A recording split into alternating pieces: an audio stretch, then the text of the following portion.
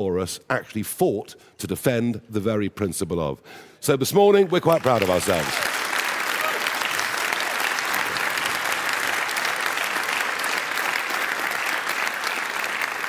Now, at the time of the general election, which seems a long time ago, I said that what we would do, we would establish a toehold in Parliament in that short campaign, and we would then move on to become the opposition party in this country to the Labour government. And whilst it may be true that the Conservative Party have more MPs in Westminster than we do, although our numbers are growing quite steadily,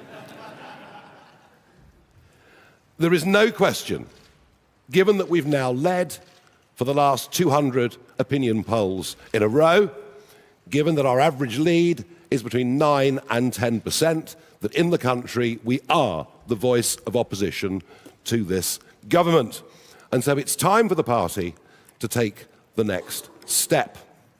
Too often, the criticism over the last 20 months has been that we're a one-man band, to which I generally respond by saying, well, it's better than being a no-man band.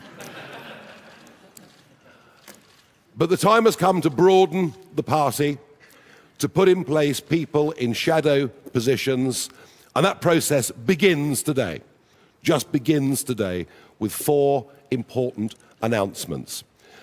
There are 3 things, really, that we're looking for when it comes to appointing people to positions, to speak officially on behalf of the party. 1 is the youthful energy and enthusiasm that reformers who've never been in government before have.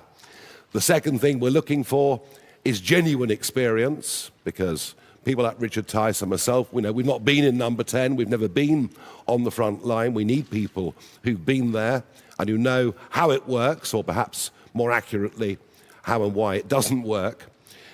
And then we'll be looking, and we started this process last year, and it's going on today. We then need people who are genuine experts in their area to take junior ministerial positions, because frankly, the lack of real-world experience in government is being felt by every business in the land. So today's the first step on that journey, and I want to begin by inviting onto the stage my loyal deputy of the party, Richard Tice, and the man who, if we win the next general election, will be the Deputy Prime Minister, and who is going to take on a very, very important role.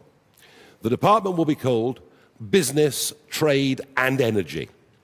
So it's a new super economics and business department, in many ways modelled on what the Germans did after World War II. This was their approach to it, and I'm not pretending we can produce the Wunderschaft overnight, but perhaps we can actually bring back to the world of business and energy somebody at the top of this department who's done well himself in the real world. So please welcome to the stage our head of BTE, Richard Tice.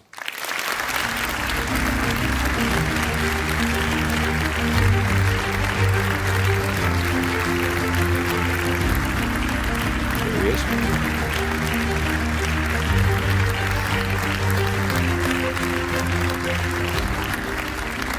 Drought. That's what we had in the 80s and 90s. But sadly, anybody under the age of about 40 to 45 doesn't know what that feels like. That's where we've got to get back to. And that, ladies and gentlemen, is why we need a new super department covering business, trade, energy, including housing, with a total focus on growth and prosperity. And it makes complete sense that such a department is led by someone with a successful track record in business, who's made hundreds of millions for shareholders, investors, and lenders alike, and who brings together a team of successful business people in order to ensure that we create the right conditions to achieve those sort of levels of growth. For example, people who understand what it is to have smart and safe regulations, but to get rid of what I call the daft, the dither, and delaying regulations. Someone who understands that to be a rich nation, you have to have cheap energy, as we had in the 1980s and the 1990s.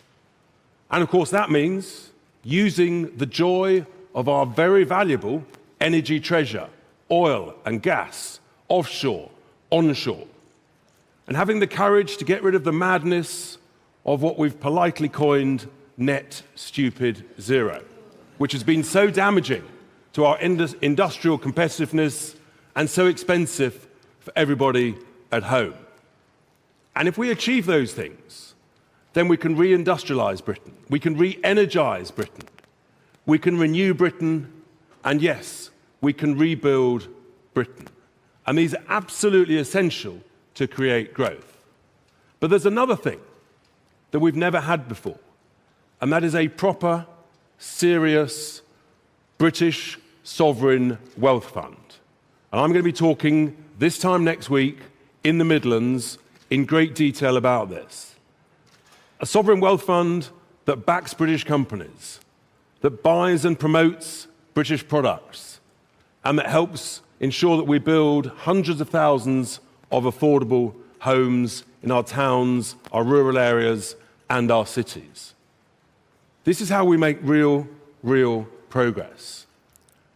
And a sovereign wealth fund as part of this department that understands about strategic national assets. Things, for example, like the ability to make primary steel, British steel, absolutely essential. That backs high-tech, defense tech, and backs critical tech. We haven't had this joined up, coordinated, strategic thinking across these areas for decades. And that, ladies and gentlemen, is why we've been in trouble, why growth has collapsed to the levels where, actually per person, as we speak, we're now in recession. So what we need is the best vision, the best people, and the best plans. And that, ladies and gentlemen, is what we have in Reform UK. The truth is, our economy needs reform, and yes, it's very simple. Britain needs reform. Thank you very much.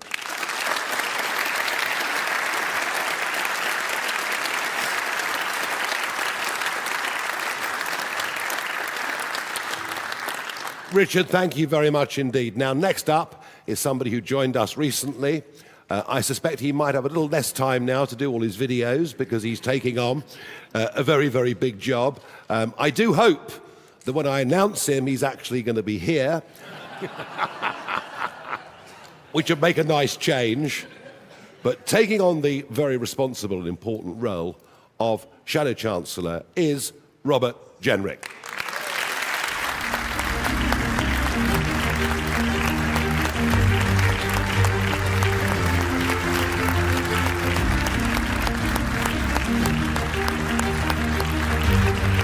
Thank you, Nigel. I didn't keep you waiting this time.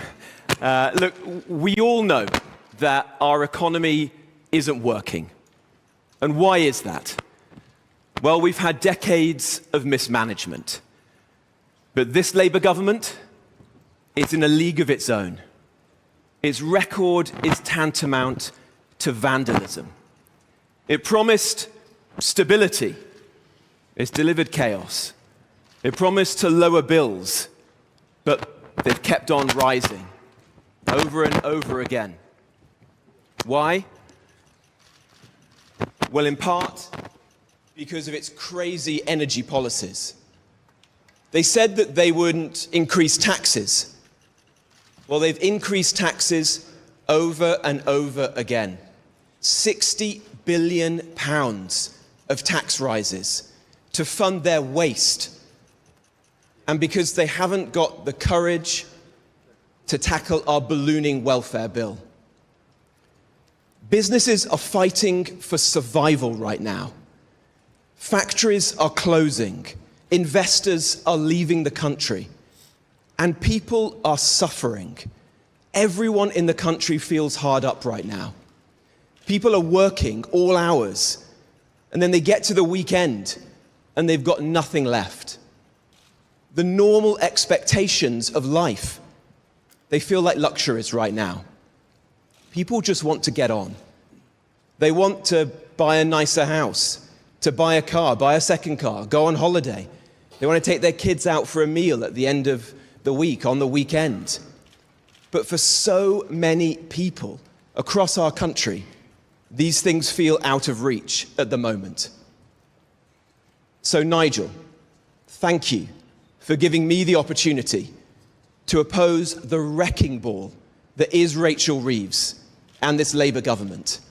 And above all, thank you for giving me the opportunity to speak up, to be a voice for the millions of people who are being failed by this Labour government right now. We are going to put together the most comprehensive plan of any political party in this country to fix Britain's broken economy.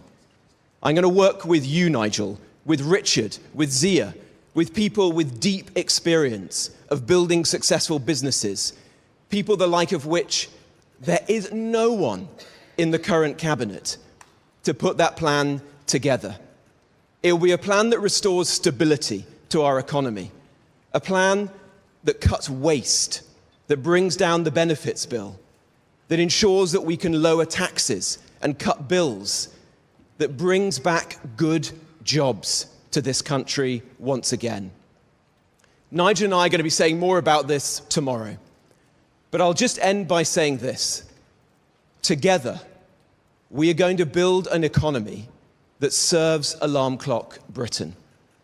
The people who got up early this morning to go to work, to look after their family, the people who want a hand up, not a hand out.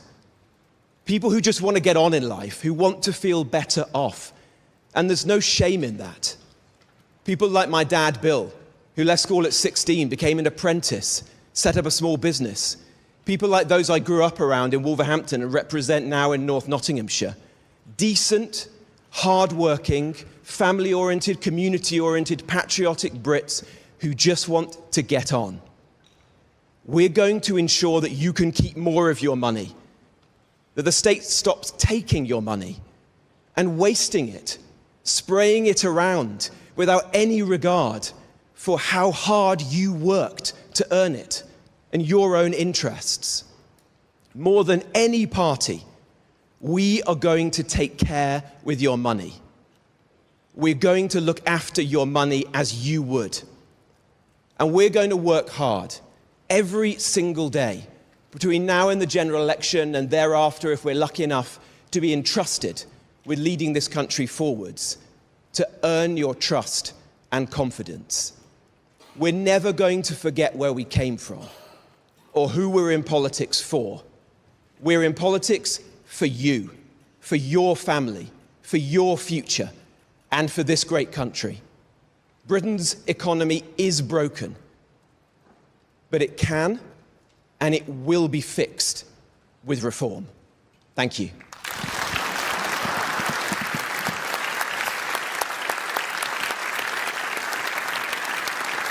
Thank you.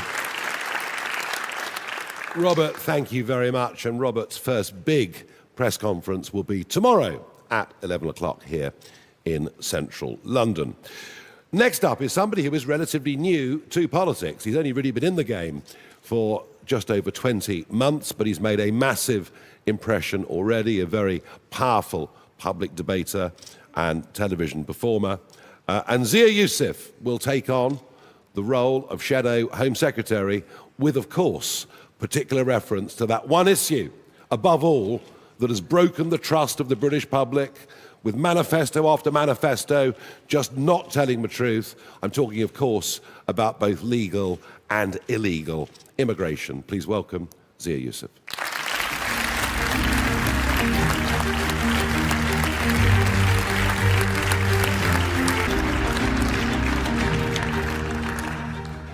Hi everyone, good morning. So I'm going to open with a statistic.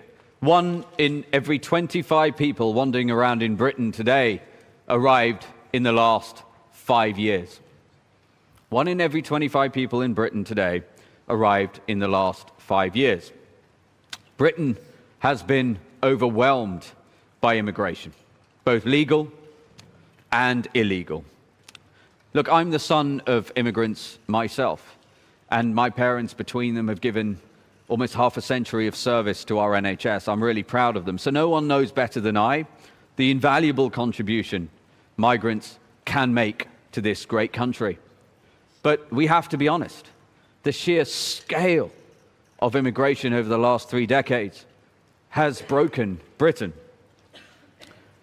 More people have turned up on our beaches uninvited in the last 7 years than stormed the beaches of Normandy on D-Day. And those people, instead of being detained and deported, have been given free accommodation, free meals, free access to healthcare, free taxis, free leisure activities, at the expense of the British people, to the tune of tens of billions of pounds every single year. And that's just illegal immigration. If we talk about legal immigration, just since 2010, the equivalent of the populations of Edinburgh, Leeds, Sheffield, Nottingham, Stoke, Bristol, and Cardiff have been added to our populations. So is it any wonder why it's so difficult to get a GP appointment? Why everyone feels unsafe because violent criminals are let out of jail because of overcrowding? We don't have enough prison places. Why tens of thousands of people, to our eternal shame as a country, are forced to wait more than 2 days in accident and emergency. Just imagine that. And by the way, nobody voted for this. In fact, they voted expressly in the opposite way. Everything I just described could credibly be described as the most profound betrayal of the British electorate in history. The Tories said that they would cut net immigration to the tens of thousands, that is a direct quote, in 4 consecutive manifestos. And what did they deliver? They delivered 12 million people migrated into this country in their 14 years, 6.5 million people net. And did they build enough infrastructure? I'll let you be the judge of that. They built a grand total of 411 net new prison places, not 411,000, 411. And to their eternal shame, they left the country with fewer hospital beds. The number of British people who have literally died as a result of the appalling betrayal on immigration in this country is actually unquantifiable. And I also want to talk about the fact that we are about to feel the aftershocks of some of those decisions. Because the Boris wave, what has become known as the Boris wave, is only about to hit the books in terms of the Treasury. So that's north of 3 million people that arrived in about 3 years against the wishes of the British people. In fact, the mandate was get Brexit done, secure our borders, reduce immigration. Instead, Boris, quote, took back control, threw open our borders. And as a result of that, those 3 million people, of those, half of whom have never worked, will never work, almost 80% of them came in on non-work visas. Imagine that. This is a deliberate act. And as a result of all of that, the most conservative estimates assume that as they are granted indefinite leave to remain in the coming months and years, that's going to cost the British taxpayer hundreds of billions of pounds. So I want to be crystal clear. If Reform win the next general election and Nigel's our Prime Minister as Home Secretary, number 1, we will stop the boats. Number 2, we will enact our plan that we've already published, Operation Restoring Justice. We will not just leave the ECHR, we will derogate from every international treaty that would otherwise then be used to frustrate and upend deportations. We will take on the serious and real threat that has been neglected of radical Islam in this country and ensure that if you come to this country with the goal of upending and usurping our laws, you will be deported forcibly. If you are in this country illegally right now and you are watching this, I want to be crystal clear. As Reform's Home Secretary, I will ensure that you are deported from these lands. A Reform government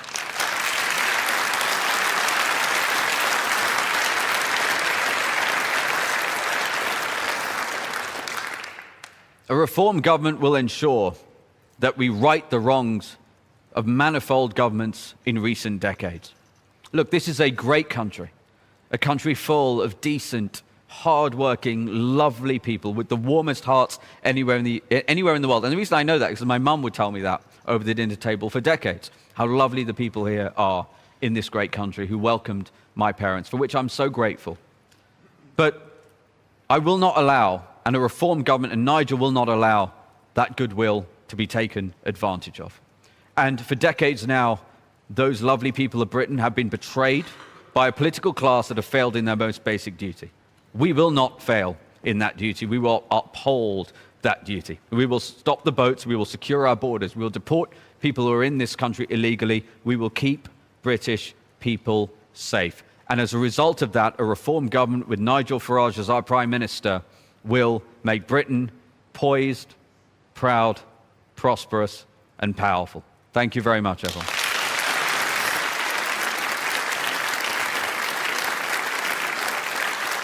Thank you.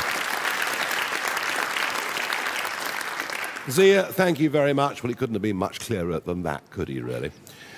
Next up, the fourth appointment of today, and by the way, this is by no means the end of the process, it's just the beginning of the process. But fourth up today is somebody whose absolute determination in politics has always been very, very clear. And she is itching to get on with this brief, because I think that millions of parents all over this country are in a state of despair about what their children are being taught at school, about far too many young people being sent to university and being lumbered with heavy debts without any benefit to them in the workplace. And not only will Suella Braverman take on education and skills, something that's been ignored for too long, but she will also take on equalities under this brief, which of course means the world of DEI. And I know she's itching to get on with it. Suella.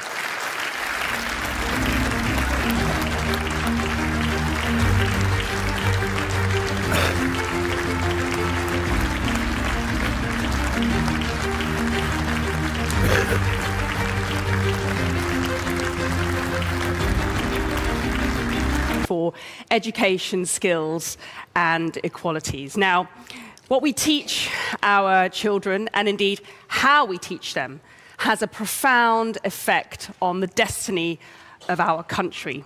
I've been passionate about education myself for years because education changed my life. And frankly, I wouldn't be standing here today were it not for the wonderful teachers, wonderful schools, and brilliant education that I was so lucky to receive.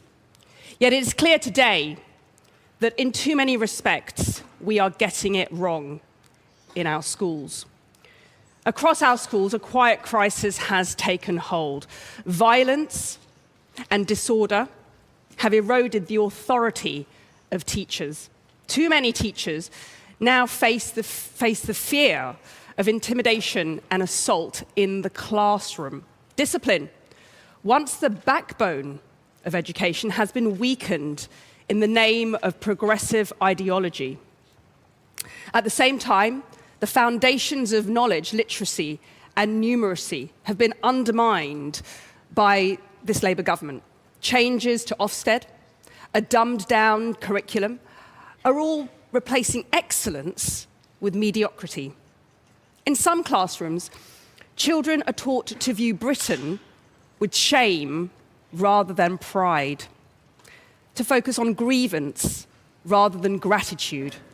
They're taught more about gender ideology than biological fact. This is not education as it should be. I know what is possible because I've seen it with my own eyes.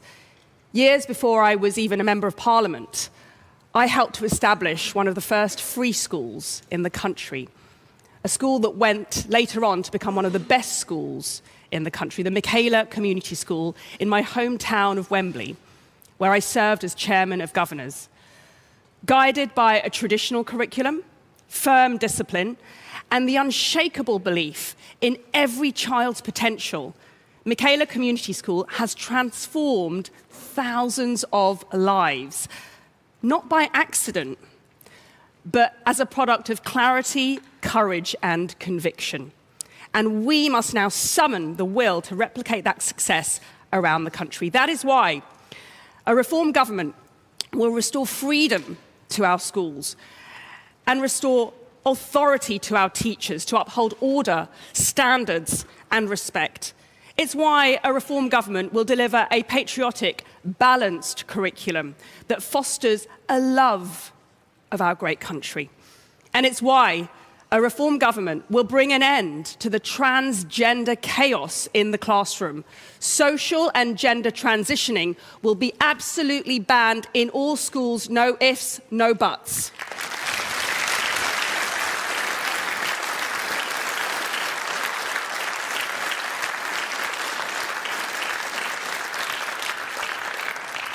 Meanwhile, too many of our universities are failing our young people. Today, 700,000 graduates are unemployed, each of them carrying on average £50,000 worth of student debt. The truth is that too many of our young people have been sold a lie about university, wasting 3 years of their lives on Mickey Mouse courses, all while we have a chronic shortage of nurses, builders, and care workers. The system is broken. So I tell you what we need. Instead of Tony Blair's 50% of young people going to university, this is what we need. We need Nigel Farage's 50% of young people going into the trades.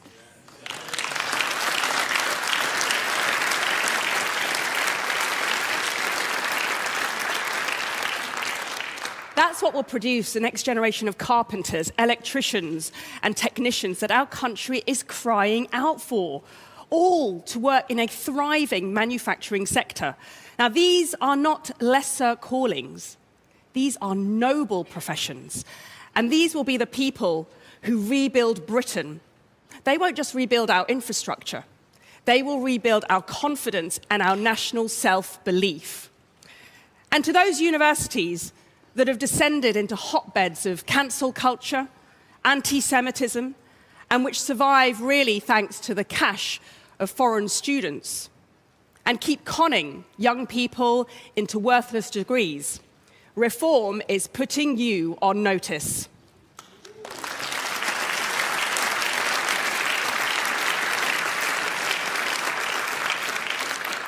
And finally, in my equalities brief, let me say this. The Britain that I love is being ripped apart by diversity, equality, and inclusion. Because the truth is that DEI has become less about diversity and more about conforming to left-wing ideology.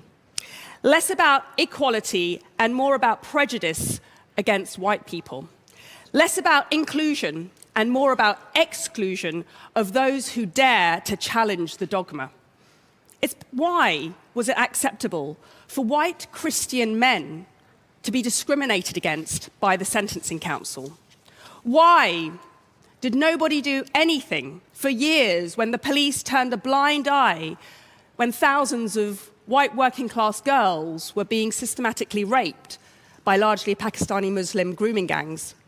And why does no one in this government seem to care that it's white working-class boys who have the worst educational outcomes in our country today? So do you know what a reform government will do? Well, on day one, we will get rid of the Equalities Department.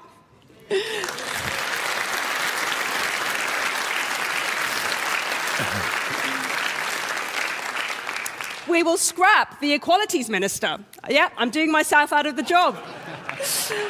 And we will repeal the Equality Act, because we are going to work to build a country defined by meritocracy, not tokenism, personal responsibility, not victimhood, excellence, not mediocrity, and unity, not division.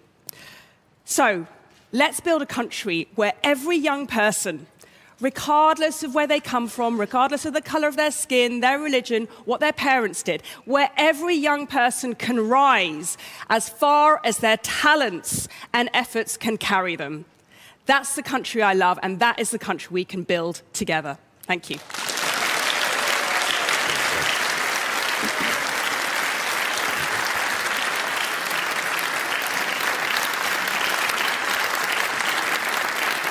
Thank you very much. Well, again, there was no room for any confusion there, was there? What you're seeing today is just a start, but a very important start, and 4 very competent, capable people who will take on these areas, do their own press events, travel around the United Kingdom, and you'll be seeing a lot more of all of them over the course of the coming days, weeks and months, and who knows, maybe a little bit less of me. We're certain that Britain is broken and that Britain needs reform. We're deadly serious about what we're doing. We are now the opposition to the Labour government, and we intend to campaign in even more seats than we thought this time yesterday as May the 7th approaches, which is our next big, very big landmark moment. Now, I have a number of questions from the press, and you can address them to me or any of the panel. It's entirely up to you. First up is Christopher from GB News. Thank you, Nigel Farage. Some quick questions. Why no Defence Secretary? Why no Foreign I can't win, really, can I? Well, no, but these are the most important issues facing this country, our protection. Why have you chosen these individuals for these jobs particularly? And what about others? Lee Anderson, he's not here. Sarah Pochin, why have you chosen people who aren't MPs for jobs over MPs? And Richard Tice, are you happy you're not Shadow Chancellor? OK, I can't win. This time yesterday, we're a one-man band. I mean, now you want a bus full. I mean, what can I do? I've appointed 4 people that I think are ideally suited to those roles. Very straightforward, very simple. And I think if you listen to me carefully, at the end I said, this is just the beginning. And that's exactly what it is. OK, do you want to respond to that, Richard? Yeah, look, we're all delighted. We're getting on with the job, and as Shadow Deputy Prime Minister, leading a huge department that meets my skills, doing things differently, that's who we are at Reform. And this British Sovereign Wealth Fund that I talk about next week, come along, Chris, to the Midlands. I know it's a bit further north, but come along and you'll listen to the detail. Yeah, your question actually sums up in a way why we failed post-war and why Germany didn't. They thought about economics and business differently to us, and they outperformed us decade after decade after decade. And we didn't. We left absolutely everything under the Treasury banner, and frankly, there's an awful lot more to do out there, out around the country, and I'm looking forward to Richard. Well, I mean, we'll barely see him. He's going to be in Aberdeen, and he's going to be up visiting what's left of our refineries, what's left of our manufacturing industry. So it's an absolutely vital job, given the dire economics we're currently in. Alex from the BBC.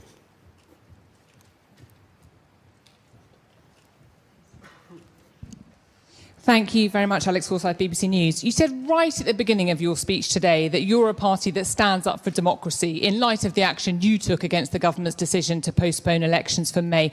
Why then are you still resisting by-elections for the increasing number of Conservatives that are joining your party to allow people to have their democratic say? And on this announcement today, you have chosen to promote 2 very recent Conservatives to the first bit of your top team, if you like. People that were ministers who were the architects of the policies that you now criticise. Why should people believe this party will be any different to what's gone before? Well, I think you'll find these were 2 people who were ministers, but frankly weren't ministers for very long, because they were eased out of their positions or they resigned because of the failure of that government. And I've made it clear that we need experience. And there's no way around that. You know, with the best will in the world, on this stage today, Richard, Zia, myself, we don't have that level of experience. We've not had to deal face-to-face with the civil service. We've got an awful lot to learn. These guys will help us to learn that. Danny Kruger, of course, is running his own department, getting us ready for government and some of the challenges that we will face. And I think what this shows you is we are taking this seriously. It's also important to recognise that far from becoming the Conservative Party 2.0, every one of the people that have come have held their hands up and admitted the sheer scale of the failure under the watch of the last 14 years, and in particular, the total disappointment and failure of a government under Boris Johnson, and that includes the Boris wave. Of the last 200 defections that have happened in Parliament, only 2 have resulted in by-elections. And frankly, we haven't got time. We've got too much to do. The government's in chaos. A general election is coming next year. I've been saying that for a very, very long time. I'm still entirely confident of it. And goodness me, don't we need it. Alex from Sky News.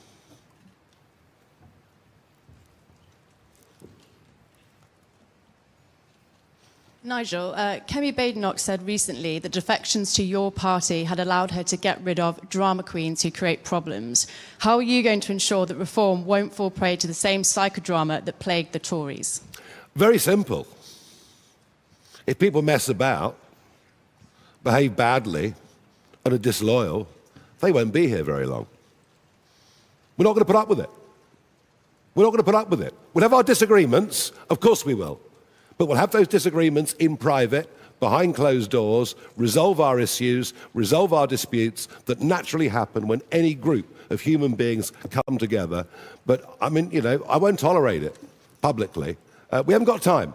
We're not going to put, we are not going to aim for government to put it through the same psychodrama that the Conservatives did for over 4 years, where they spent more time fighting each other than they did fighting for the country. So I think we're pretty clear on that, and everybody that's doing this, is doing this with a very clear sense of purpose. We genuinely believe that this country is in deep, deep trouble. The spiral of decline is rapid, and it needs to be turned around. And indeed, one of the most common things that is said to me in the street now by people who are supportive is, you may be the last chance we've got. And that's just how seriously we're taking this. Harry from ITV.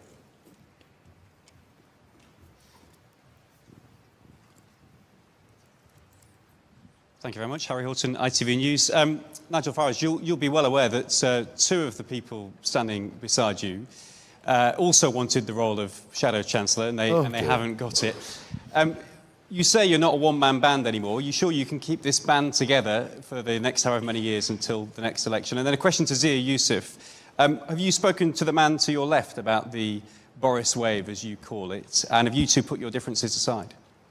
Well, I don't think Zia's held back on the Boris wave too much, do you? And from what I can remember, Jenrick resigned as immigration minister. What more do you want? What more do you want? He resigned. He could see what was going wrong. He tried to put the right things in place. So I don't think we need to answer the question, frankly. I think it really rather speaks for itself. Gary from Channel 4. Thank you very much. Rather grand titles here. Am I meant to call you Shadow Prime Minister? You've called me many things over the years. It's okay.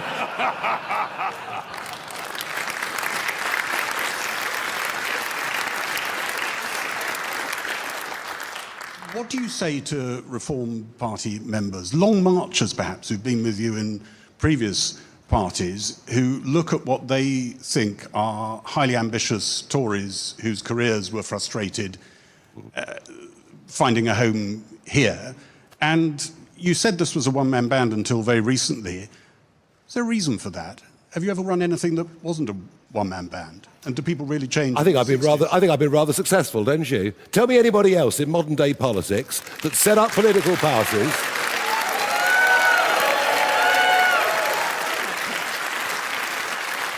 I am a political entrepreneur. I do things that nobody else could do. I set up organisations, and in the past they've been with a very specific purpose: getting us out of the European Union, getting Brexit back on track. Both of those, albeit a very long march, both of those were successful. This is different. This is not just about one cause or one issue. This is about a country that's going down the tubes, that has two political parties that have utterly failed, that don't have the courage to stand up for the British people or to put them first. And this is about creating a machine for government. And I'll tell you what I'm really pleased about. A year ago, you look at opinion polls, and Farage's popularity and the party's popularity were two different things. There was a big gap between the two. Now, if I was hit by a bus tomorrow, Reform has its own brand. Reform has its own identity. And now Reform has its own senior characters with their own departments to lead. So I'm enormously proud of that. But I can assure you that phase of getting this thing going of raising the money, of raising our profile. We're past that phase, and that's what today is actually all about.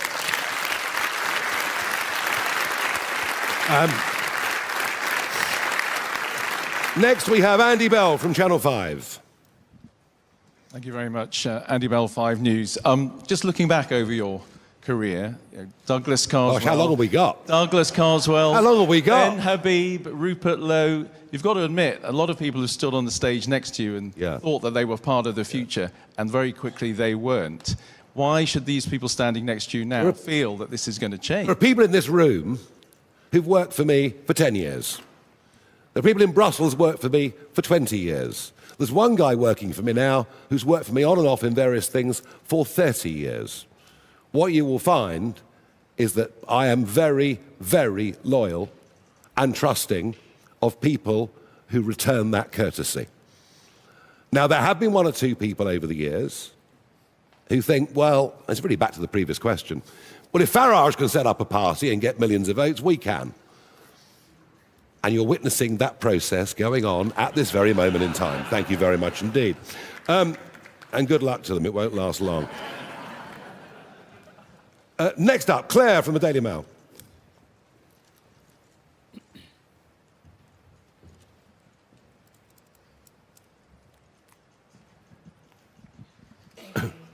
Nigel Farage, the Tories have branded this new front bench a tribute act. How do you respond to that?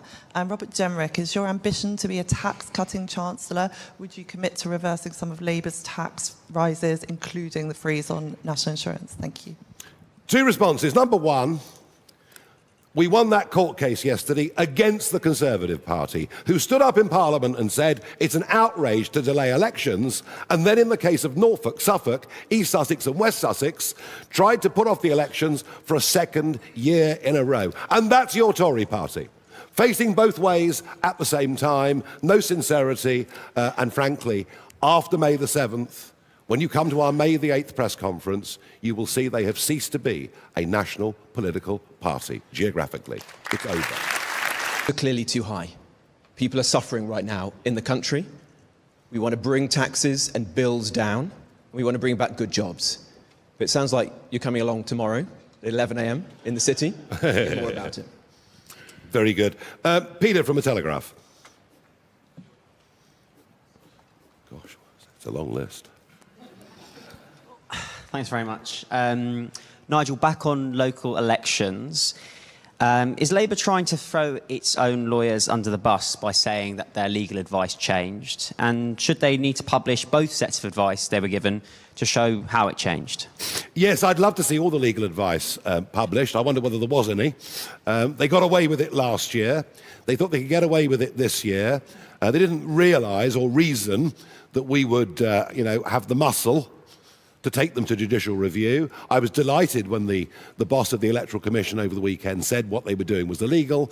Clearly, what they did was illegal. They knew they were going to lose in court. That is why they caved in, all of which makes me ask, how can Steve Reed go on as the minister responsible, having attempted to take away the vote from 4.6 million people? I'm very surprised he's still in position after yesterday's letter. I really am. Thank you. Let us move on to Noah from The Sun. Thank you. Noah Hoffman from The Sun. Mr. Farage, one of your Reform colleagues, Nadeem Zahawi, went on the radio and spoke about what he described as a terrifying ordeal where he saw a man who looked either tired, perhaps a bit dodgy, and that sparked a lot of ridicule. Was he being too precious, or do you think he had a wider point to make? The wider point is, and you can listen to the North London posh commentariat, who will tell you that crime is coming down, that London has never been safer. Well, maybe they should get out of their chauffeur-driven cars and walk around a bit more.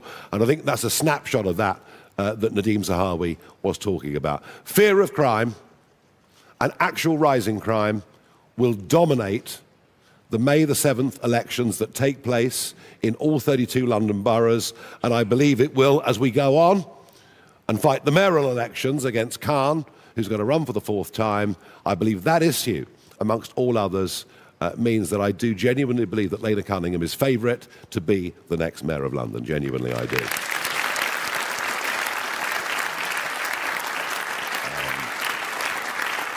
David from The Express.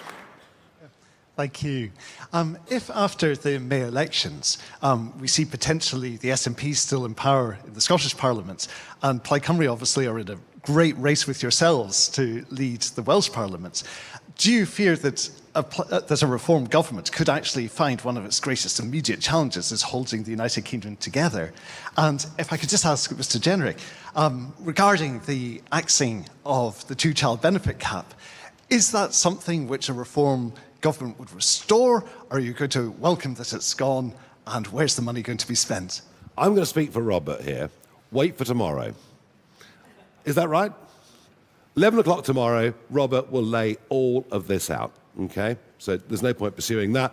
No, I'm not. I was told that Brexit would break up the United Kingdom. I see no evidence of that.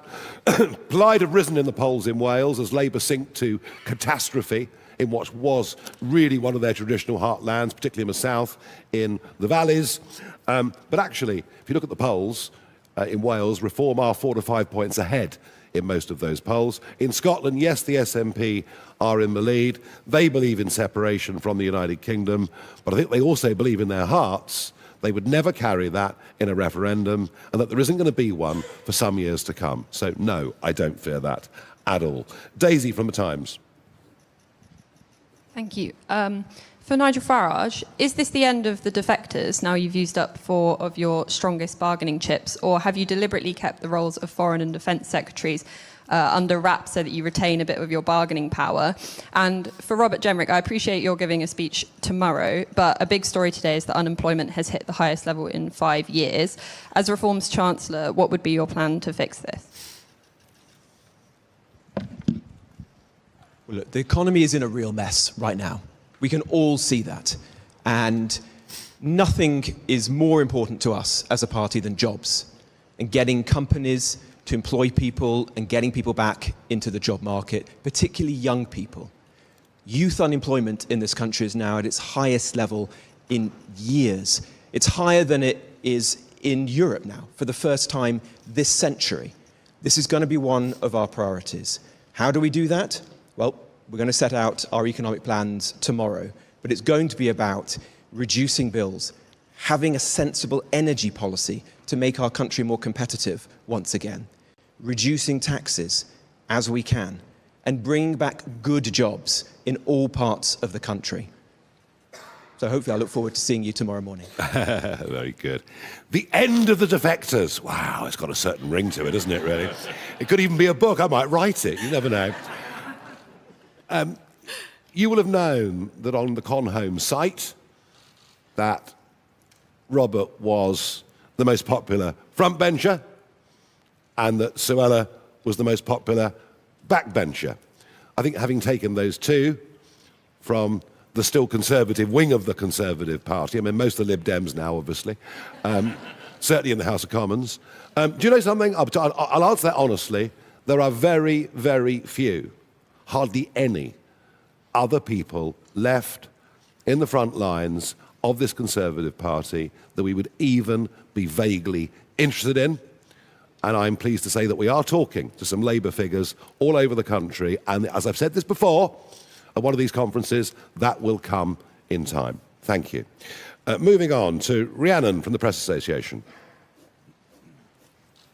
Hi, Rhiannon from the Press Association. Your former colleague and friend Rupert Lowe has just launched Restore Britain.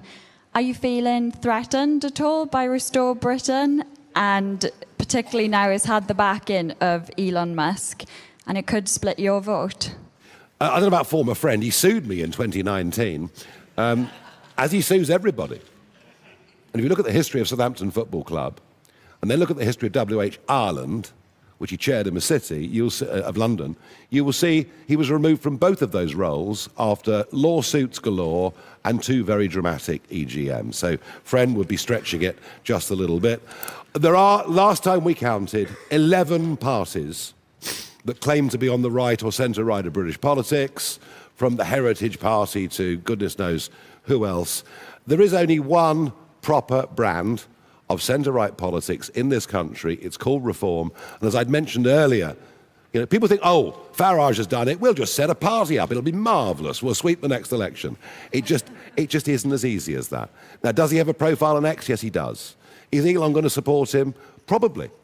But you see, you know, when he stood up and said that we've got to consider the mass deportation of entire communities, including those born in the United Kingdom, that just moves way beyond a point of reasonableness, of decency, of morality. And that was the moment at which, you know, I realised we just had to get rid of him and get rid of him as quickly as we could. And I think in terms of the way we dealt with that, we were probably more brutal than the other parties. But you know what? That's the way it's going to be. Thank you.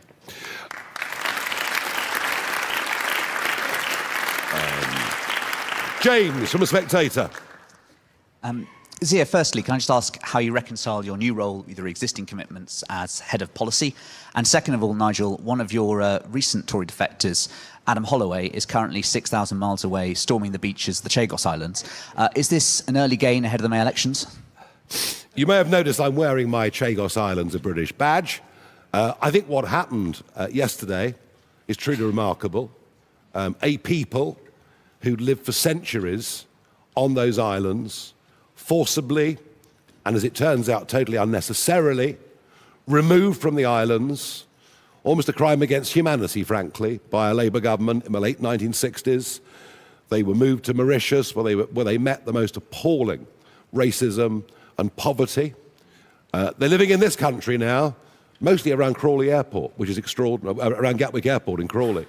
The fact that they have landed back on Paros Banos, they haven't gone as holidaymakers, they've gone with the equipment to put together a settlement. They're drilling wells today, they're going to rebuild the church, tidy up the old graveyard and build a permanent settlement. And Emisley Mandarin, who's now the First Minister, anticipates many, many hundreds will move to Paros Banos and hopefully some of the other atolls, and that will happen, you know, as the next few months go by and it becomes genuinely habitable. I think what's happened is totally extraordinary. And the fact that Adam Holloway, who is now Reform, has been expedition leader is terrific. I think it's a remarkable, extraordinary thing that happened yesterday. I wish them well in absolutely every way.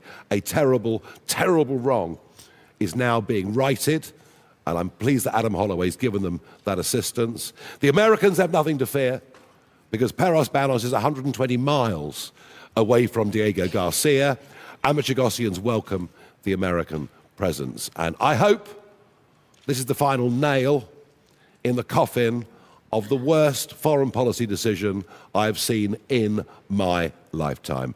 And given we've now had 15 major U-turns, let Chagos be the 16th. Thank you.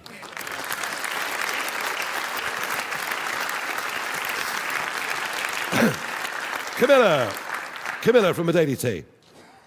Hi, everyone.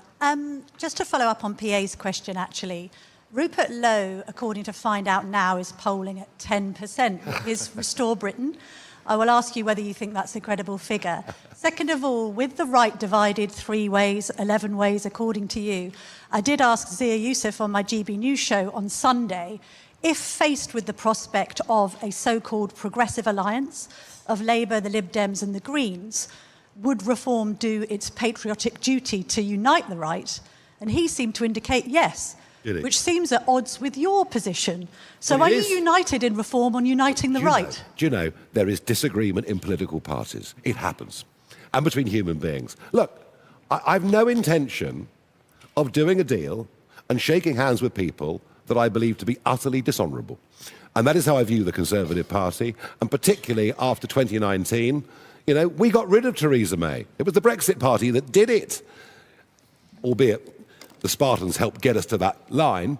And, you know, we sort of opened the door up for Boris Johnson, helped him get a bigger majority, and I feel absolutely betrayed by Johnson and what that Conservative government did. I've been in business a long time. I do lots of deals. Some are successful, some are failures. But you know what? I do deals, I look people in the eye, I shake their hands because I trust them. I do not trust this Conservative Party, and the best evidence of that is Kemi Badenoch's performance over the cancelled elections, facing both ways at the same time. That's no use to me at all. As far as Rupert Lowe is concerned, there will be some polling published later today that shows his recognition factor amongst members of the British public. It is not very high at all. And so a push poll that says 10% is utter rot. The party isn't even registered. He won't be on 1% anywhere, not even probably in Great Yarmouth. Thank you.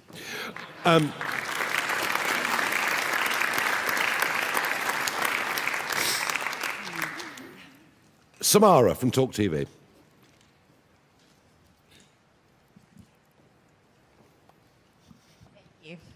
Mr. Farage, has there been any internal upset within the ranks about your appointments today? And is it true that you plan to make a fifth great office of state? No answer to the second part. I haven't yet decided and charted the course forward. Any internal upset? Not that's yet been made known to me.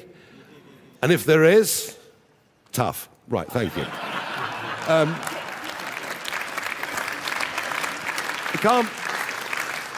We're not mucking about here. We haven't got time. The country's in too much trouble. We've got to get on with the job. Hugo from the iPaper. Thank you. Richard Tice, you've talked about the need to regenerate industry.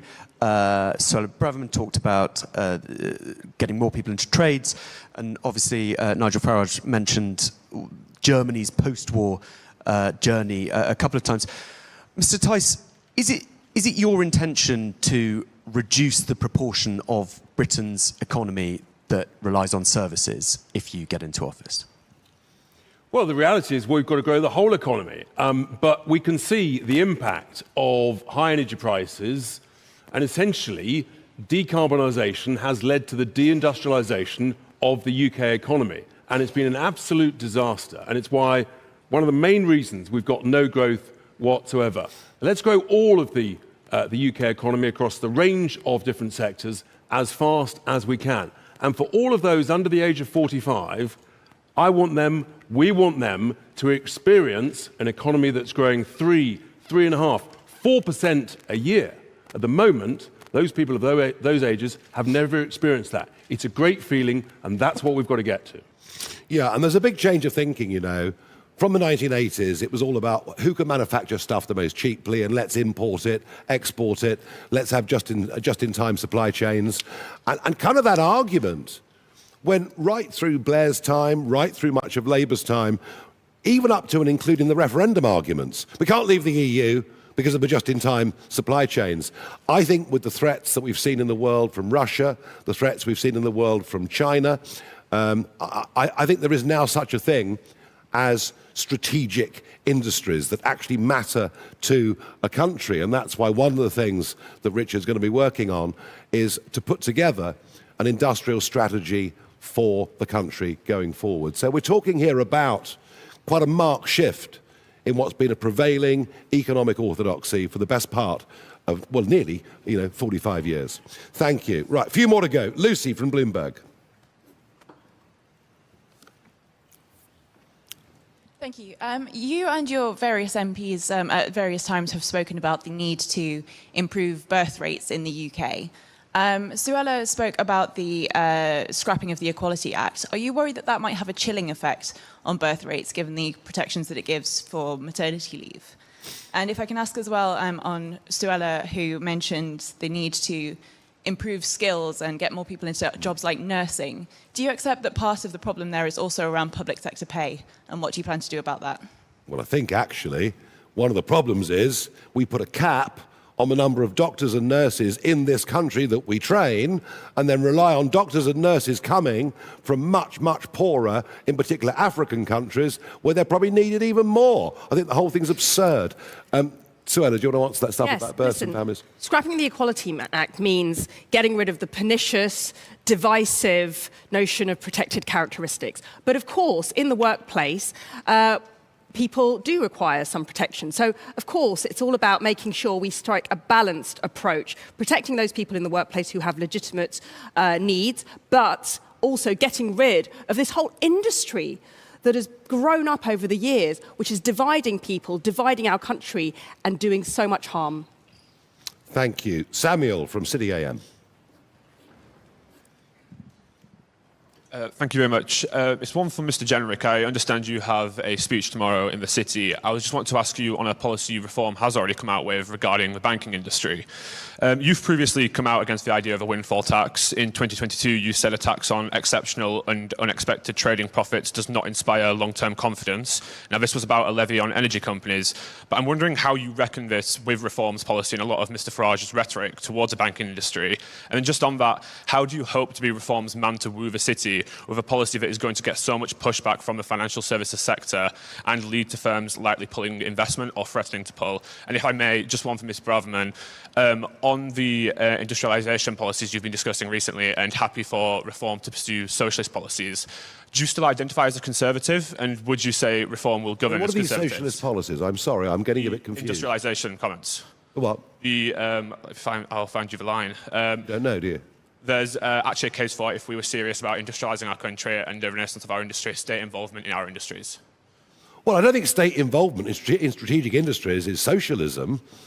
I mean, I understand you saying that socialism might be, a very high percentage of the British economy, being involved in what in the old days we would have called the means of production. There's nothing socialist about saying that the British government should maybe take a stake in some of these strategic industries. That's not nationalisation, far, far from it. So I do actually reject that completely. Robert? Well, if I can concur with Nigel there, there's nothing socialist about saying that our economy should be concerned about salvaging strategic industries like steel or car making. We're losing those strategic industries now, and as a result of the crazy net zero policies, frankly, of the last Conservative government and now of this one, we're rapidly deindustrialising. It's not socialist to say that we want to revert that, particularly when we're a 90-odd% service-based economy that is being massively disrupted by AI. So we're going to have an industrial strategy, and we're going to have an economic plan that salvages the good jobs and those strategic industries. Be in no doubt of that. I think what you're referring to, I said in the past, was I disagreed with the last Conservative government's decision to increase and set the energy profits levy, which was massively harmful to long-term investment in the North Sea. I continue to agree with what I said previously. That is already proving to be very damaging to the tens, the hundreds of thousands of good jobs that rely on that industry, particularly in the northeast of Scotland.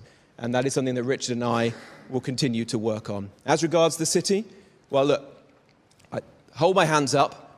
I didn't work for 10 years as an economist at the Bank of England. I'm not a chess grandmaster. But with Richard and Nigel, I do intend to get out to talk to businesses in the city and, frankly, right across the country so that we can build the best possible, most productive relationship and one of trust, that they can see in us a government in waiting that can be trusted with the economy. And above all, people listening to this programme, to this event today, can know that we will be careful with their money and provide the stability that our economy desperately needs right now and is not being provided by Rachel Reeves and this Labour government. Thank you. Noah from Politico. Thank you very much. Nigel Farage, you've previously said that a ban on social media for under 16s would be ludicrous. Have you changed your mind, or would reform reverse any ban introduced by a Labour government, hypothetically? And just secondly, other opposition parties have said that Palantir's contract with the MOD should be scrutinised quite closely because of its links with Global Counsel and Peter Mandelson. What's Reform UK's view on Palantir's relationship with the British government? Thank you very much. Well, as far as I know, Palantir is a private company, very close to this Labour government, who clearly believe in their abilities to do things. I do understand that the government went to Palantir with the compulsory ID scheme, and Palantir refused the business. Well, good for them is all I can say. So maybe there are some nice things we ought to be saying about Palantir, it seems to me. Right, we've got to move on. Time is running out. Let's go to Natasha at LBC.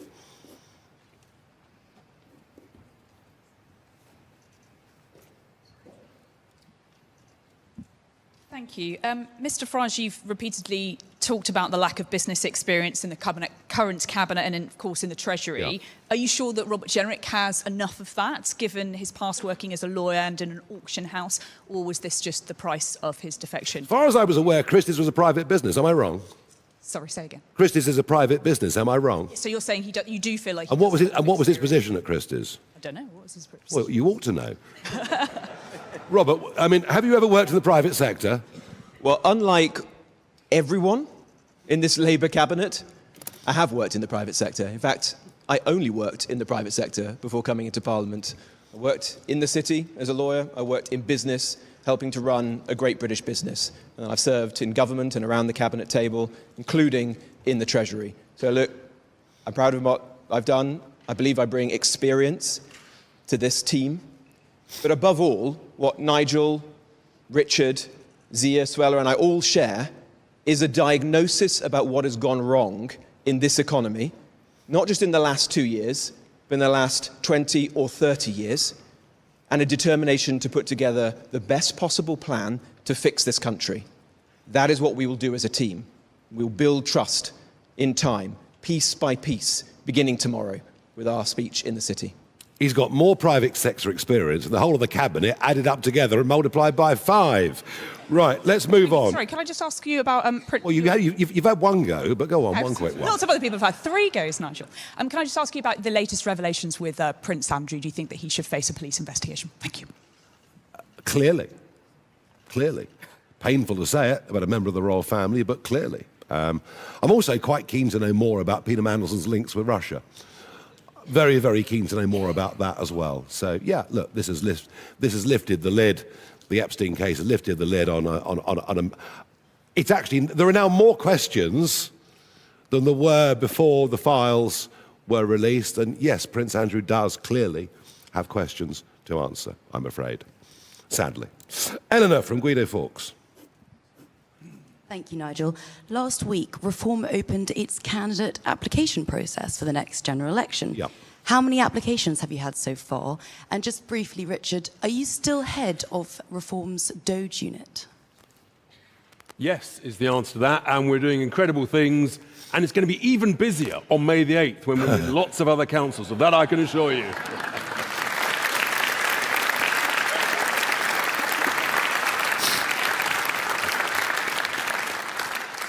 I don't know is the answer. All I do know now is we have to put 5,432 candidates in the field for May the 7th. It is an absolutely gargantuan job, not just for us, but for the other parties as well. The last I heard was last week, and 600 had applied in the first 2 days. But beyond that, I couldn't tell you.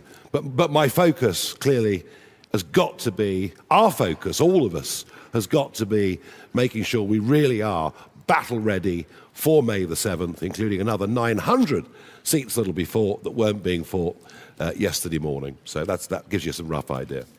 Okay, Millie from The Independent. Thank you. Matt Goodwin has suggested that people who don't have children should be taxed extra to tackle what he sees to be a growing fertility crisis in Britain. Do you agree that fertility in Britain is a crisis that needs to be tackled? And is taxing those without kids something Reform would consider implementing? I wouldn't want to tax anybody more, but you might give people tax breaks for having quite a few children, given that the cost of living is as appallingly high as it is. And, you know, it's really interesting. I mean, I did a surgery event the other week in Clacton, and bloke says, I'm working 7 days a week. I'm working all the hours God sends. I'm clearing out lofts. I'm doing this, that, and the other. He said, the people next door, it's different for them. They don't get up till midday. Deliveroo keeps bringing food round. He said, they go on holiday. We can't afford it. So there is this incredible gap now. And actually millions of people working who might be better off claiming a whole range of benefits. So if part of our strategy going forwards, if part of it, it'll be up to him, not me, if part of our strategy going forwards is to find some way that we can help young working people have kids in an affordable manner, that to me would be a very decent and very good thing to do. And kind of gets back a little bit to the earlier question about equalities in birth. Right, 3 more. Anna from the FT. My first question's to Zia Yusuf. You've no doubt seen the incredibly violent scenes unfolding at the hands of ICE in the US, and yet you've boasted about creating the UK's version of that here that would round up hundreds of thousands of illegal immigrants and deport them. Do you really believe that the British public want a Trump 2.0 immigration policy? And my second question is to you, Suella.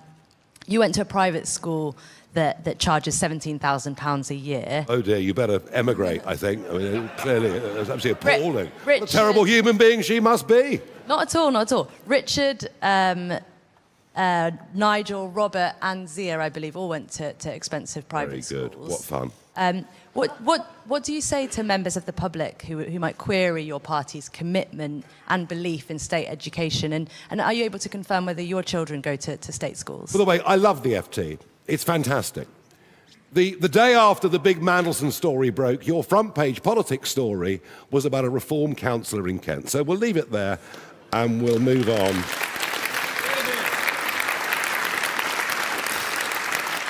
We'll leave it there. There's no point. There's no point. Just write some silly story tomorrow and have fun with it. And we won't bother to read it. Peter from The Guardian. I've got a question for all five of you. I'm slightly worried about you might be feeling left out. But it's going to be a quite quick one, so yes or no answers will be fine. There's been a big measles outbreak in North London, seemingly due to the lower rates of MMR vaccination. Keir Starmer has released a statement this morning basically saying that this kind of thing shouldn't be the factor of a culture war. It's about protecting people. So would each one of you agree with Keir Starmer on that? And would each one of you urge parents to give their children the full MMR vaccine? Thank you very much. Yes, absolutely, 100%. And by the way, I've always believed in vaccines. I've always thought vaccines have done a hell of a lot more good than harm in society. The only argument is that we were given something over COVID that we were promised meant we couldn't catch COVID again or we couldn't pass it on, and that simply wasn't true. And the government told us that, all the while they knew that it wasn't true. So it was, they could have had a different diagnosis for it. But yeah, to see the outbreaks in measles is, I think, in 2026 is very disturbing, yeah. I don't speak on their behalf. Yes. Do you want to answer that one?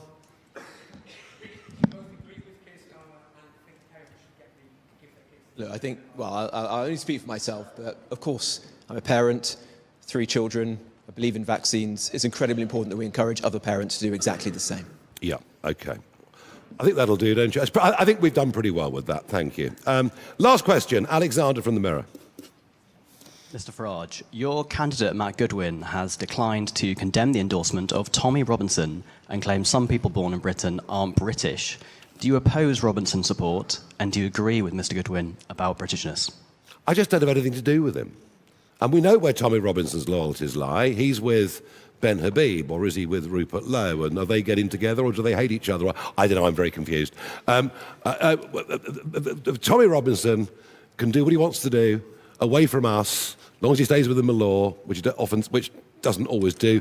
And it's just none of our business, nothing to do with us, nothing to do with the campaign in Denton and Gorton, which is next Thursday, and which is going to be incredibly close. Thank you, everybody.